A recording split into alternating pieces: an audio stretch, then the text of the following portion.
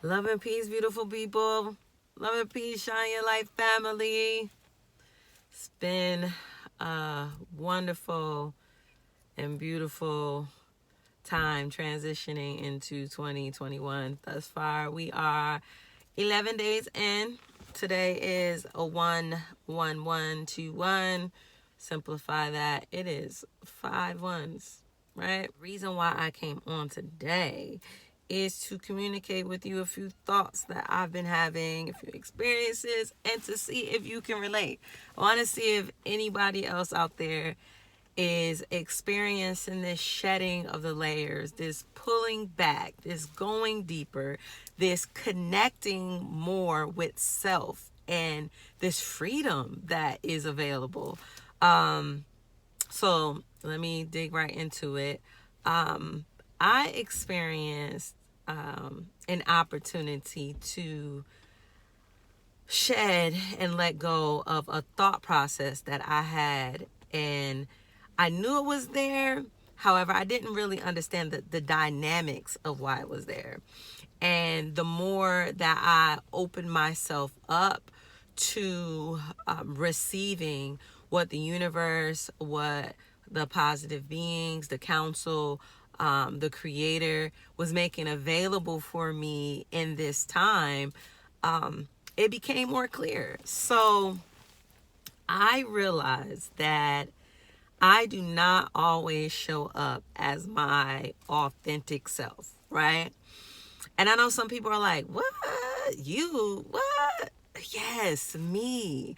And I thought I did. Like, I really did think that I'm me all the time. However, even in me saying that out loud, like, I've realized that that's not the truth. Like, as much as I'd like to think that and I would like to resonate with that, it's not the truth, because there are parts of me that I realize that were too big or too loud or not wanted in a particular space or in a particular relationship or interaction. So I would always hold a part back. And as I was talking about the layers, I realized that one of the layers that I needed to recognize, and this is so amazing because anyone that's been following my videos and being a part of this journey of self evolving, of releasing, of recognizing, letting go, moving forward, empowering ourselves, should remember the video that I did about childhood traumas and recognizing how things that we experience in our childhood affects us today. And I realized that in my childhood, I was not safe to be my authentic self. I can think of many examples. I remember being in elementary school and being very interested in school, right? And feeling a connection to my teachers. I went to parochial school, so it was usually about 12 to maybe 15, the most of us in a class at a time. And I remember feeling very connected to my teachers and experiencing the emotions that they had with the frustration of being a grade school teacher, having children coming from different backgrounds, different experiences, different levels of respect, and respecting or not respecting the authority of the teacher and the process of being taught. So I was what would be considered a teacher's pet because I would always look to assist, whether it be volunteering to erase the board or clap the erasers or take out the trash or whatever task it is that was available to assist in lightening the load. My hand was always the first to go up, right? So that's me showing up as my authentic self, wanting to help, like wanting to assist and be of support. And I just remember the children teasing me, like, Robin's the teacher's pet, and, like always making fun of me. And then being smart, always raising my hand, having no hesitation to raise my hand, to answer the question, to come to the board, to do the math problem, to show the word. always like okay with that, always wanting to do that. And I just remember the other children teasing me, for being smart, for wanting to participate. So these experiences, there was a defense mechanism that was developed to cause me to revert, for lack of a better expression. I would still do it. However, I wouldn't do it as often, or, with the same vigor and energy that I used to, because I felt like I needed to protect myself and guard myself, right? Then I can think of many situations, interacting with, adults and having questions. And I don't know about you, however, I lived in a household where asking why was not acceptable as a child to an adult. However, I always wanted to know why, because knowing why gives you the opportunity to understand the thought process that the person is operating in, and then you're able to make sense of it. Like, you're able to connect the dots. You can see the train of thought and you can follow it to the point of whatever definite it is that they're sharing. And although, quite frankly, as a child, I didn't think in the same capacity. However, as a child, I knew the power of asking why. And I remember it got to the point where my mom sent me to my room and she made me stand there until I could think of another way of asking why. And then, she didn't tell me I need to come up with another way of asking why. She told me that I could not ask her why. Children do not question adults. You are not to ask me why, because it's like questioning her authority. And that I needed to figure it out. Like I couldn't come out. Well, not that I couldn't come out. However, basically I was on punishment, right? And in my mind, I processed it as I could not come out of my room until I figure out a way to ask what I wanted to know without using the words that were inflammatory or that would cause a situation where I would be punished. So I sat in my room and I thought about it and I thought about it and I thought about it. And as I think back on it, it's so funny, the mind and the innocence of a child, because I really thought I came up with this. Like, I really thought I was the author and creator of this, right? So I came up with how come. In my brain, I was able to associate how come with why. And I realized that in me asking how come, that it allowed for the person to answer why without the threat that comes with, or the intimidation that comes with being asked why from a child. So from that point forward, I just asked how come. And I got a different response from my mom. Now, I did have to grow into understand the timing.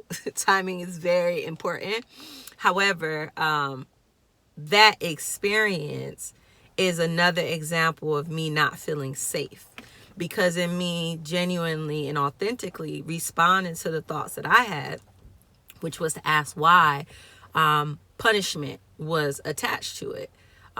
Reprimanding was attached to it. So again, that's an example of me feeling like I cannot show up as my authentic self, and I needed to protect myself or guard myself. So I've gone through this process, right? And I've shown up in this space, and I'm having this free conversation, free-spirited conversation with people that I don't know. And I'm offering assistance and I'm offering support and I'm being me, right? And in this conversation, they were able to identify some things in me. And I promise you, this is the divine. This is the unseen showing up and showing out, working on our behalf, giving us what we need, putting the intention out there for the manifestation to happen, and the universe responding, because it's my will to grow and to evolve and move any barriers that are present, to get past them, to acknowledge them, to grow and evolve from them, to be the expression of Allah, of the creator of the universe that I am, to show up in my authentic self, to be able to assist creation, right? And I find myself in this situation, having this conversation with these strangers and being added to, being poured into, having this revelation. And I started to tear up, right? And I said to them, I did not come in here in this conversation to cry. Like, I did not show up for this. This is not what I asked for. And, they laughed and I laughed. And the human experience for me in that moment was everything. Like, I was able to show up as my authentic self and be vulnerable in that moment, and then be acknowledged, right? I have this thing with being seen, right? I have the experience that most people don't see me. They see whatever version of me that they have in their mind. And sometimes, and I pray, right, that you can relate to what I'm saying. Someone can relate to what I'm saying. You have operated in such a manner for so long that people have built this story in their mind, this version of you in their mind, and then they hold you accountable to this version that they have in your mind, in their mind. And the moment that you don't meet that, then it kind of like shatters or affects, I don't know, energetically, vibrationally, or even in real life if you all actually have a relationship. However, to live up to, and it's usually unconsciously that we're living up to this version of us that people have in their mind, because consciously we don't even realize that, because we're being ourselves, right? And to be in this conversation, and I'm offering the support, I'm giving freely of myself like I always do.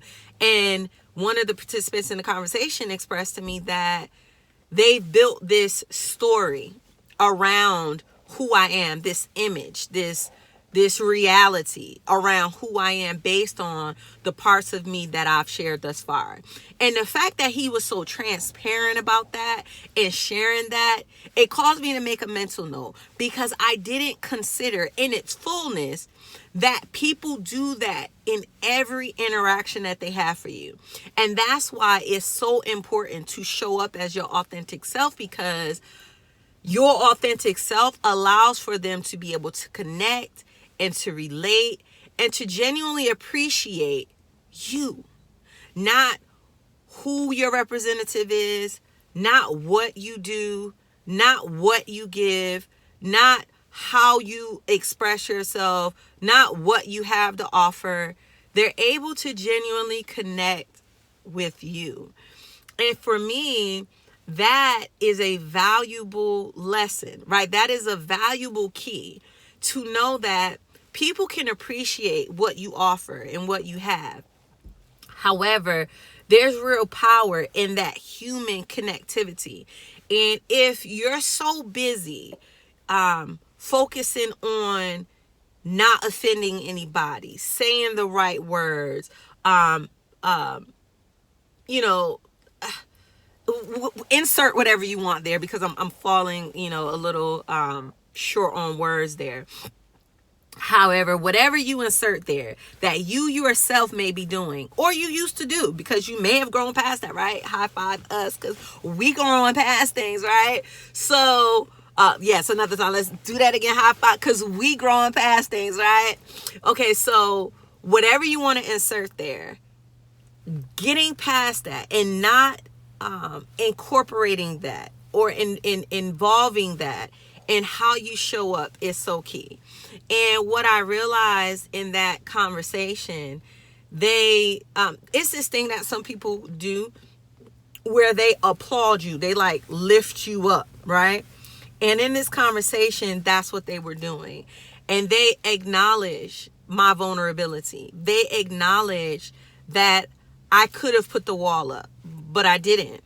They recognized that I was in a space where it was unfamiliar to me. And I could have given power to the uncomfortability, but I didn't. I remained in that space of humility.